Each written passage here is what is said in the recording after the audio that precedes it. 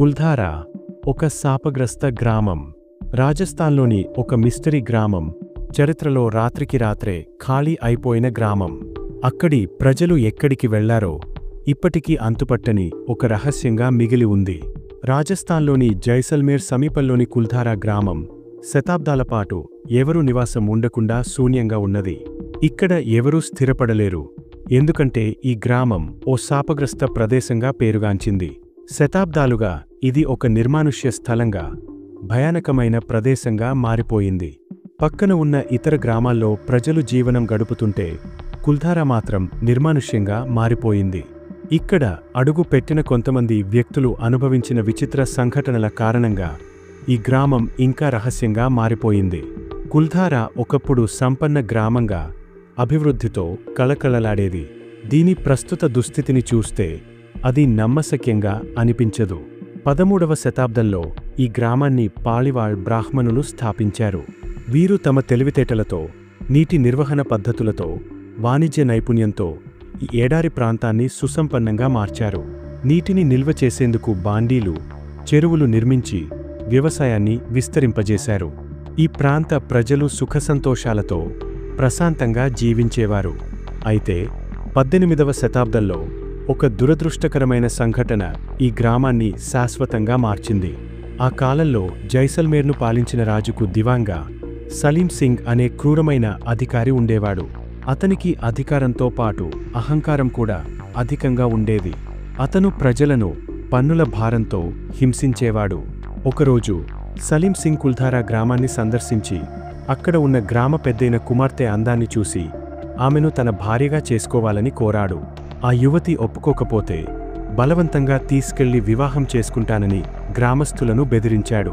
కుల్ధారా ప్రజలు చాలా ఆత్మాభిమానం కలిగినవారు. అందుకే వారు సలీం సింగ్ ప్రతిపాదనను తిరస్కరించారు. దీనితో సలీం సింగ్ ప్రతీకారం తీర్చుకునేందుకు సిద్ధమయ్యాడు. అతను తన సైన్యంతో గ్రామంపై దాడి చేయాలని నిర్ణయించుకున్నాడు. ఈ భయంకర పరిస్థితిని ఎదుర్కొనేందుకు గ్రామ పెద్దలు ఒక రాత్రి అత్యవసర సమావేశం నిర్వహించారు. చివరికి గ్రామాన్ని శాశ్వతంగా వదిలి వెళ్లాలని నిర్ణయించుకున్నారు. అర్ధరాత్రి కుల్ధారా గ్రామంలోని 1500 కుటుంబాలు తమ ఆస్తిపాస్తులను వదిలి ఎటువైపుకి వెళ్లారో ఎవరికీ తెలియదు. వారు గ్రామాన్ని వదిలి వెళుతూ ఇక మీదట ఈ గ్రామంలో ఎవరు జీవించలేరని ఒక శాపం పెట్టారని చెప్పబడింది. ఈ సంఘటన తర్వాత మళ్లీ ఆ గ్రామంలో ఎవరూ నివసించలేదు. నివసించేందుకు ప్రయత్నించిన వారంతా విచిత్రమైన, భయానక సంఘటనలను అనుభవించినట్లు చెబుతారు. అందుకే ఈ గ్రామాన్ని శాపగ్రస్తంగా చెప్పబడుతుంది. ఇప్పటికీ రాత్రివేళ ఈ గ్రామాన్ని సందర్శించిన కొందరు విచిత్రమైన భయానక శబ్దాలు, అడుగుల చప్పుళ్ళు, తమను ఎవరో చూస్తున్నట్లు, వెంబడిస్తున్నట్లు అనిపించడం వంటి అనుభవాలను పంచుకుంటూ ఉంటారు. కొందరు గ్రామంలోకి ప్రవేశించినప్పుడు గాలిలో దుర్గంధం రావడం, శరీరంలో వింత అనుభూతి కలుగుతుందని చెబుతారు.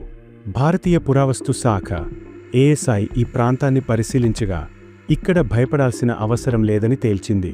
అయితే ఊహించని ఘటనలు జరిగాయని చెప్పే పర్యాటకులు మాత్రం ఇంకా ఉన్నారు. చుట్టుపక్కల వారు ఈ గ్రామాన్ని శాపగ్రస్తం అని అంటున్నారు.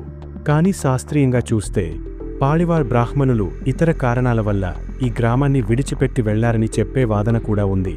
నీటి కొరత, ఆర్థిక సంక్షోభం, ఆ పాలకుని వేదన వంటి కారణాల వల్ల వారు వేరే ప్రాంతాలకు వలస వెళ్లి ఉండొచ్చని అంటారు.